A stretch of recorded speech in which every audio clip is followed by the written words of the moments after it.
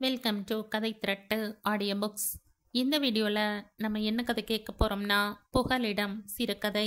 நம்ம சேனலை இது வரைக்கும் சப்ஸ்கிரைப் பண்ணாதவங்க சப்ஸ்கிரைப் பண்ணுங்க.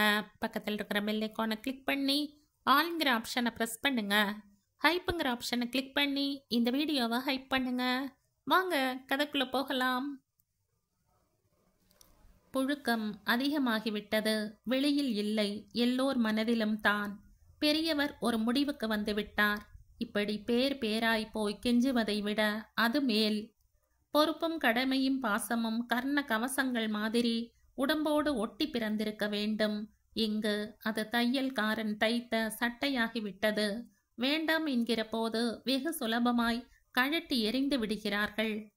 பெரியவர் மூக்கு கண்ணாடியை கழட்டி துடைத்து கொண்டே சாய்வு நாற்காலியில் அமர்ந்து கொண்டார். வீடு நிசப்தமாயிருந்தது. எல்லோரும் வெளியில் சென்றிருந்தனர். வீடு என்பது வெறும் செங்கல்லும் சுண்ணாம்பு பூச்சு மட்டுமல்ல. அதற்கு மேல் சிலந்தி வலை போல அன்பும் பாசமும் மகிழ்ச்சியும் பின்னி பிணைந்திருப்பதுதான் வீடு. அப்படி பார்த்தால் இது வீடு இல்லை. லட்சுமி குட்டிக்கு கல்யாணம் நடக்க வேண்டும் என்றால் இந்த கட்டிடம் கை மாறியே ஆக வேண்டும். கிழவருக்கு ஒரே ஒரு பிள்ளைதான். அந்த பிள்ளைக்கு 4 பிள்ளைகள் பிறந்தது. ஒரே ஒரு பொண்ணு பெத்துக்கடா என்ற கிழவரின் சம்சாரம் மகனிடம் தன் ஆசையை அவ்வப்போது வெளியிட வெகு நாள் கழித்து அந்த ஆசை திடீரென நிறைவேறியது. பாருங்களேன், பேத்தி எவ்வளோ அழகா இருக்கான்னு. சுறுசுறுன்னு முடியும், ரோசாப்பூ மாதிரி முகமுமா. திருப்பதியில போய் மொட்டை போடுறதா வேண்டிக்கிட்டங்க என்றாள் கிழவி. அவர்கள் திருப்பதி செல்ல ஒரு டூரிஸ்ட் வேன் ஏற்பாடு செய்தார் கிழவர். மொட்டை போட்டுவிட்டு திரும்பி வரும் வழியில் திடீரென வண்டியில் கோளாறு ஏற்பட தாறுமாறாய் ஓடி தலை கீழாய் புரண்ட போது அம்மாவும் அப்பாவும் கோவிந்தன் திருவடி போய் சேர்ந்தார்கள். குழந்தை பிழைத்து விட்டது.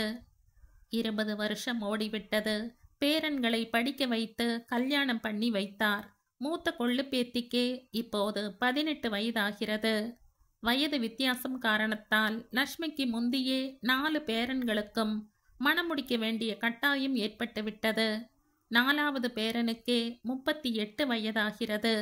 10 வயசு பிள்ளை அவனுக்கு உள்ளது. லட்சுமிக்கு கடந்த 2 வருஷமாகவே பெரியவர் வரன் பார்த்து கொண்டு இருக்கிறார்.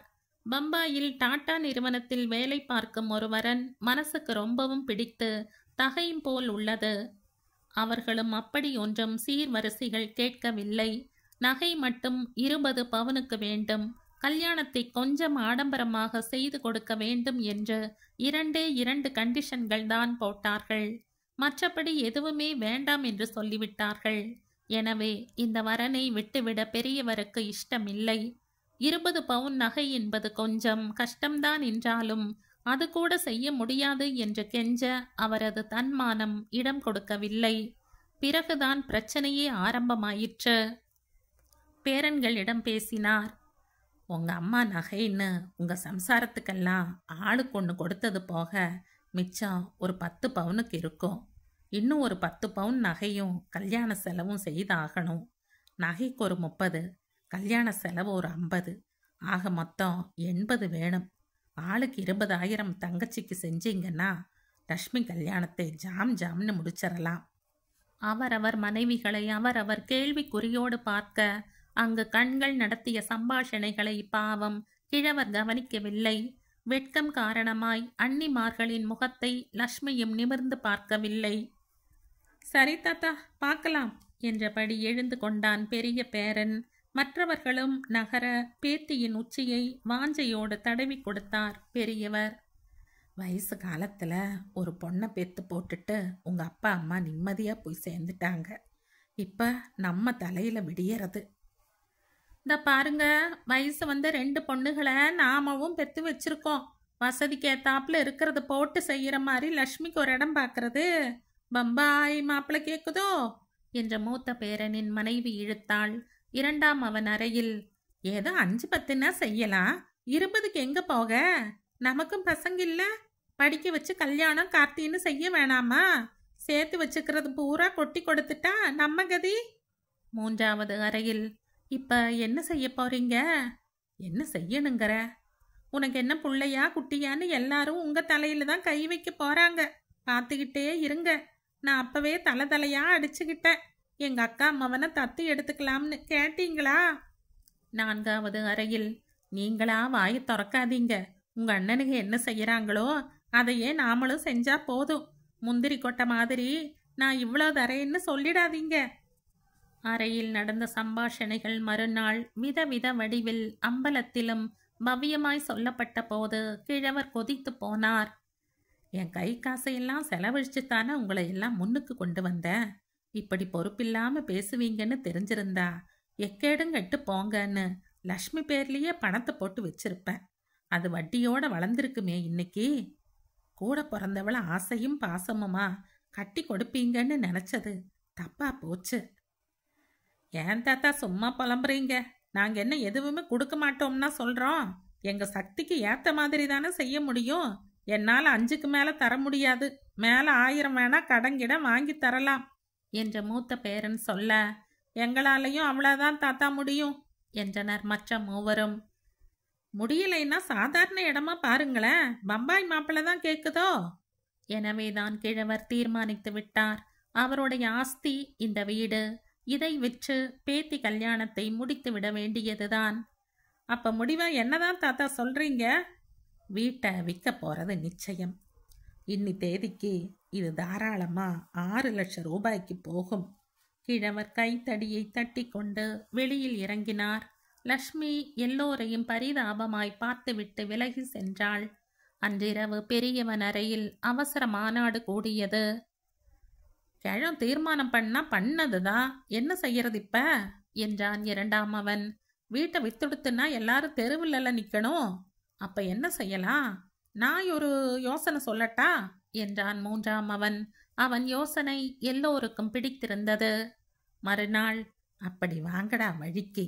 வயிறு காஞ்சா குதிரையும் இறங்கி வருமாம். அன்னைக்கு பணம் இல்லைன்னு மூக்கால அழுதீங்க. வீடு போக போகுதுன்னு தெரிஞ்சப்பறம் மட்டும் எப்படி பணம் வருமோ? கிழவர் உள்ளுக்குள் கெக்கலித்து கொண்டார். இருந்தாலும் வெளியில் காட்டிக்கொள்ளாமல், அப்போ பேச்சு மாற மாட்டீங்களே என்று கம்பீரமாய் கேட்டார். நிச்சயம் மாற மாட்டோம். ஆளுக்கு 20 கொடுத்துடுறோம், நீங்க கேட்ட மாதிரியே. அதெல்லாம் முடியாது. இப்போ என் மனசும் மாறிப்போச்சு. ஆளுக்கு 30ன்னா சொல்லுங்க, வீட்டை விற்கல. 4ஆம் அவன் கண் ஜாடை காட்ட, சரி தாத்தா 30 கொடுத்துடுறோம் என்றார்கள்.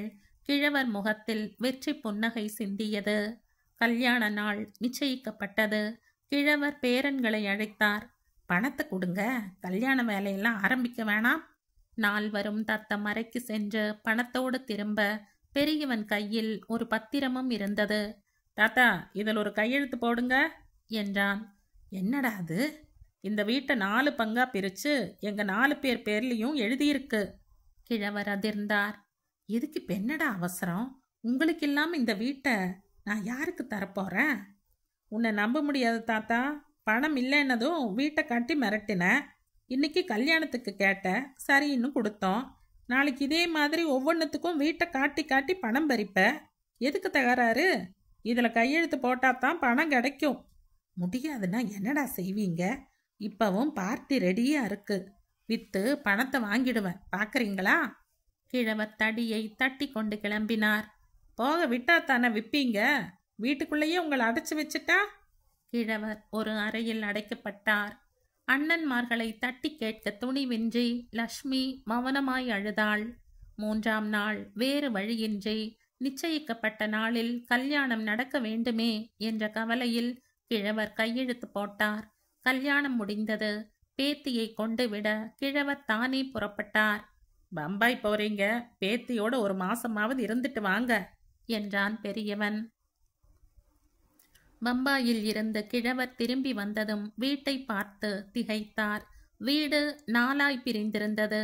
கிழவர் தயங்கினார். எந்த வீட்டுக்குள் நுழைவது என்று யோசித்தார். அதற்குள் 4ஆம் அவன் எதேச்சையாய் வெளியில் வந்தவன் தாத்தாவை கண்டதும் சட்டென்று தலையை உள்ளுக்குள் இழுத்து கொள்ள கிழவர் அங்கு சென்று கதவை தட்டினார். எப்ப வந்தீங்க தாத்தா என்றான் ஒன்றும் தெரியாதவன் போல. என்னடா அது, வீட்டை இப்படி நாசம் பண்ணிட்டீங்க? நான் போனதுக்கு அப்புறம் பிரிச்சுக்க கூடாதா?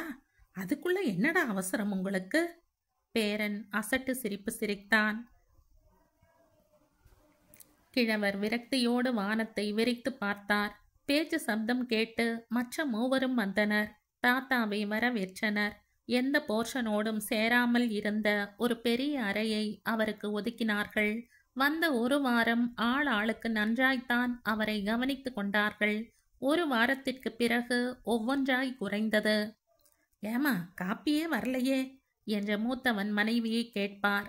அட வரலையா, சின்னவர் சம்சாரம் கொடுத்துருப்பான்னு தானே நான் பேசாம இருந்துட்டேன் என்பாள் அவள். டிஃபன் பண்ணலையாமா என்று சின்னவர் சம்சாரத்தை கேட்டாள். பெரியண்ணி கொடுக்கலையா? அவங்க கொடுத்துருவாங்கன்னு தானே நினைச்சேன். வயசு காலத்துல ஆளாளுக்கு கண்டதையும் கொடுத்துட்டு உங்களுக்கு வயிற்றுக்கு ஒத்துக்காம போயிட்டா யாரு பாக்குறது சொல்லுங்க என்று சாமர்த்தியமாக பதில் வரும். இப்படியே மாற்றி மாற்றி ஒருவரை ஒருவர் காரணம் காட்டிவிட்டு அவரவர் சென்றுவிட கிழவர் சில நாட்களில் அரை பட்டினி கிடக்க நேர்ந்தது. ஒரு நாள் மூத்தவனை கூப்பிட்டு அவர் கோபமாக கத்தத் தொடங்கினார். என்னடா உங்க மனசுல நினைச்சிருக்கீங்க? வீட்டை எழுதி வாங்கிக்கிட்டு ஒழுங்கா சோறு போட முடியலையா உங்களுக்கு? ஏன் என்கிட்ட கத்துறீங்க? நான் ஒருத்தந்தான் உங்களுக்கு பேரனா? எதுக்குன்னே எங்களை இழுக்கிறீங்க? மூத்தவராச்சேன்னு மரியாதை கொடுத்தா எல்லாமே உங்க தலையில தான் ஓடுற மாதிரி சலிச்சுக்கிறீங்களே என்றான் அடுத்தவன்.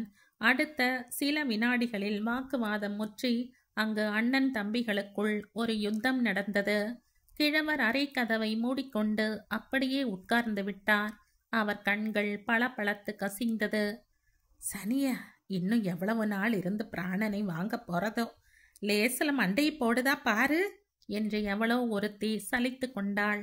இனி அங்கிருப்பது இயலாத காரியம் என்று தோன்றியது கிழவருக்கு. வயசாகிவிட்டால் தன்மானம் குறைந்து விடுமா என்ன?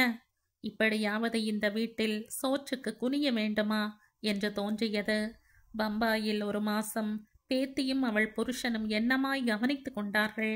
கல்யாண செலவு போக மீதம் இருக்கும் பணத்தை கொடுத்துவிட்டு அங்கேயே தங்கிவிட்டால்?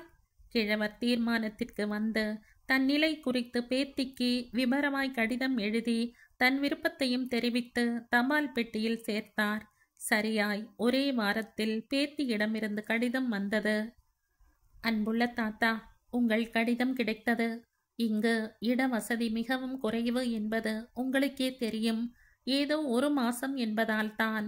அப்பொழுது நாங்கள் எப்படியோ சமாளித்து கொண்டு எங்கள் சௌகரியங்களை கூட குறைத்து கொண்டு உங்களை நன்கு கவனித்து கொண்டோம். என் மாமியார் வீட்டு மனிதர்கள் வேறு அடிக்கடி வந்து போவதால் இந்த சின்ன இடத்தை வைத்து கொண்டு என்ன செய்ய முடியும்?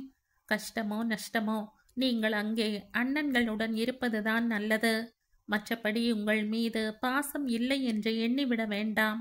என் மனதில் உங்களுக்கு நிறைய இடம் இருக்கிறது. வீட்டில்தான் இடமில்லை. தயவு செய்து என்னை மன்னிக்கவும். இப்படிக்கு உங்கள் லக்ஷ்மி. கிழவர் கடிதத்தை சுக்கு நூறாய் கிழித்து பூ என்று ஊதி பறக்க விட்டார். அறை எங்கும் துண்டுகள் பறந்து விழுந்தன. அத்தனையும் சிதைந்து போன உறவுகள். வெளியில் வந்து அண்ணாந்து வானத்தை பார்த்தார். உலகம் பறந்து கிடந்தது. யாரை நம்பியும் யாரும் பிறப்பதும் இல்லை, யாரும் போவதும் இல்லை. அவர் கடன் தீரும் வரை வாழ்ந்துதான் தீர வேண்டும். அவருக்கு இன்னும் எத்தனை மூச்சு காற்று பாக்கி இருக்கிறதோ அத்தனையும் விட்டுத்தானே தீர வேண்டும். கிழவர் தடியை எடுத்துக்கொண்டு புறப்பட்டார். கையோடு ஒரு பையில் தன் துணிமணிகளையும் திணித்து கொண்டார். யாரிடமும் சொல்லிக் கொள்ளவில்லை. பேங்கிற்கு சென்று மிச்சமிருந்த பணத்தை எல்லாம் எடுத்துக்கொண்டு நேராய் ஒரு முதியோர் இல்லம் நோக்கி சென்றார்.